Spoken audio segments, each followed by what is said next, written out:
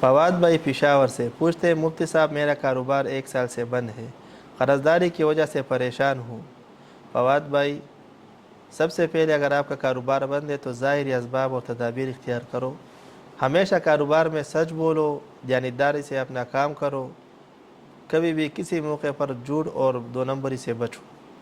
دوسرا ایک عمل میں آپ کو بتانا چاہتا ہوں، جب بھی وضو کرو تو وضو کے بعد نماز سے پہلے یہ دعا پڑھو، اللہم اغفر لی ذنبی ووسع لی فی داری وبارک لی فی رزقی۔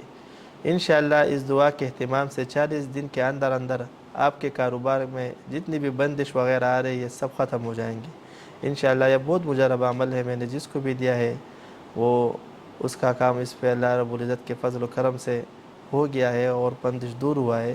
تو لہذا تمام ساتھی جن کے کاروبار کے بندش وغیرہ کے مسائل ہیں وہ یہ اس دعا کا اہتمام کرے، اللہم اغفر لی ذنبی ووسع لی فی داری وبارک لی فی رزقی۔